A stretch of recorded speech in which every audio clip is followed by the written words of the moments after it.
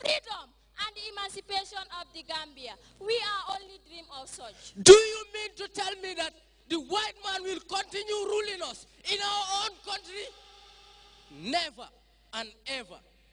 Enough is enough. Remember, 100 years of slavery have elapsed.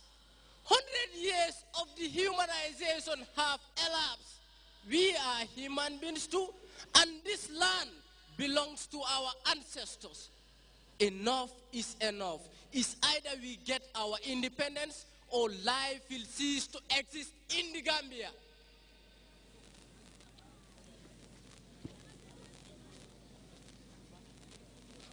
My dear, you can go and continue cooking. I have an appointment to catch. Okay, no problem. As the Minister of the Gambia, at the moment, things are getting critical. I cannot just understand. I don't know how am I going to manage with this situation.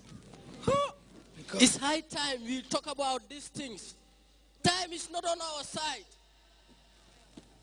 Mr. Prime Minister, good afternoon, my brother. How are you? How are you doing? I'm fine. It's been a while. Definitely. And how is the family? Just the struggle. I know you are very busy with official work. Definitely, oh yes, definitely. I think definitely. it's Things are almost time. difficult nowadays. I know. But we have to struggle. Good evening, sir. Hello?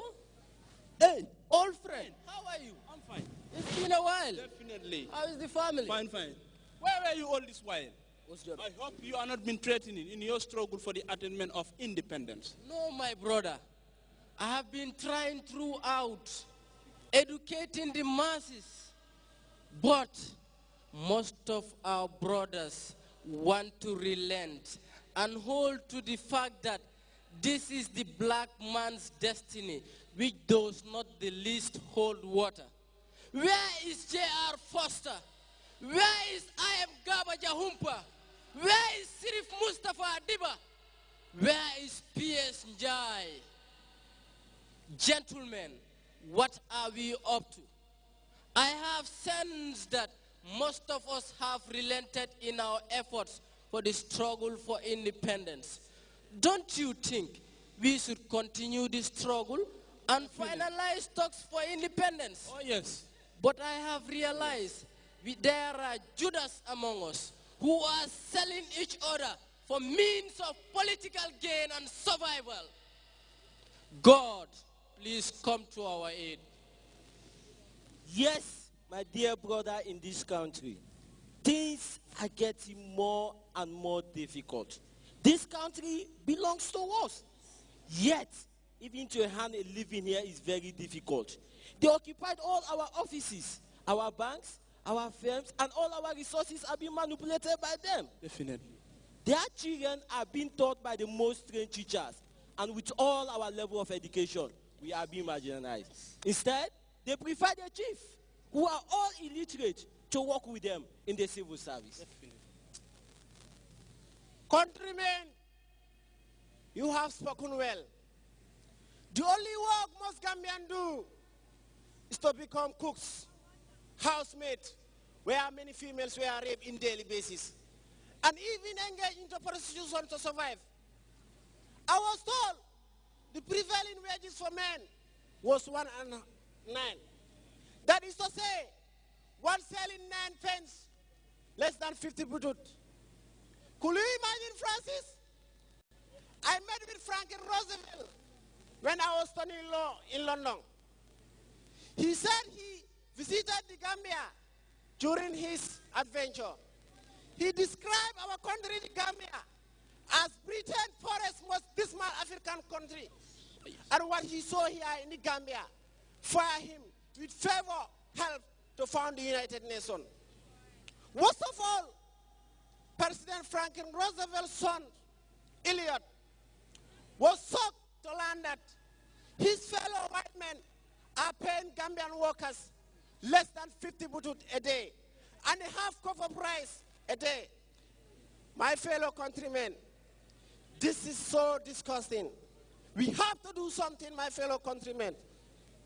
My dear brothers, this is very disgusting and very filthy to say. Could you imagine 10 women were beaten to death. I mean, 10 women were beaten to death by their housemasters. And just yesterday, 50 people died at a half-died area due to cholera outbreak. My brother, this is unbelievable. 50 people died out of cholera? 50 people died. And when we spoke to the British governor to help us arrest the situation, he said there is nothing absolutely he can do. He said unless and until he gets instruction from the Secretary of State for Colonies, Honorable Duncan Sandé. My dear brothers, do you see how wicked and inhuman the white man is? Should we remain like this? No. Never and ever. I would rather prefer to die, but the white man will never and ever succeed in us. Fellow countrymen, President Roosevelt was never comfortable with European colonialism. Unlike most Americans, he believed that the self-determination clause of the 1941 Atlantic Charter should apply to all people, not just Europeans. Though we are small, but we deserve to be treated equally. Now, enough is enough. And Roosevelt's visit to the Gambia put a human face of misery. And he was anti-colonialism outspoken after he left Batos. Let us do something. My fellow friends, nowadays, it is very difficult for a black man to secure a job from the whites. Even if you should learn equally like them, since you are a black man, the only work that you can get is the work of a black man, which is an odd job. Does that mean it's the color that works but not the brain? No. This they did in all of their colonies, but at the end, the nationalist leaders gained their independence. Did Nigeria, Sierra Leone, and Ghana don't suffer the same? They did. Dr. Kwame Nkrumah, Awolowo Obafemi, Nnamdi Ezekwe, Kingsley Harford, J.B. Danquah, Wallace Johnson, and many others struggled for their countries and still making a steady progress. Why not us, the Gambia? Though our anti-colony activity in this country have caused a particular move, we should relent. Our constitution needs to be constituted, and we shall fight for a greater Gambia, participating in the formulation of the policy for this country, and we shall be granted internal self-government and independency. Oh my God. Gentlemen, I have heard all your deliberations regards to the independence. We are all speaking the same voice. Japan and America were once colonized by the British, but yet they agitated. They are now living a steady and a progressive nation. And we can do the same as well.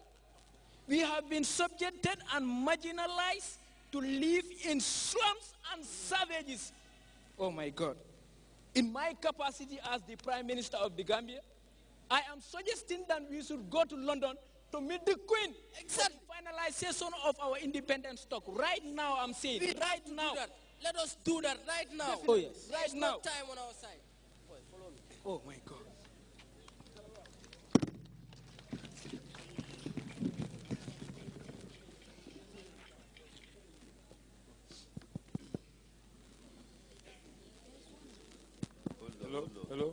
Hello. During the course of their trip, you have two groups. The other group was headed by the Prime Minister Sadiq Jawara, and the other group was headed by Edward Francis Small. Edward Francis Small was a trade union, a journalist, and the first Gambian to successfully cause a strike in the Gambia in 1929. He was the first Gambian that was appointed in the Legislative Council in 1947. The union we fought for must be maintained in our bodies.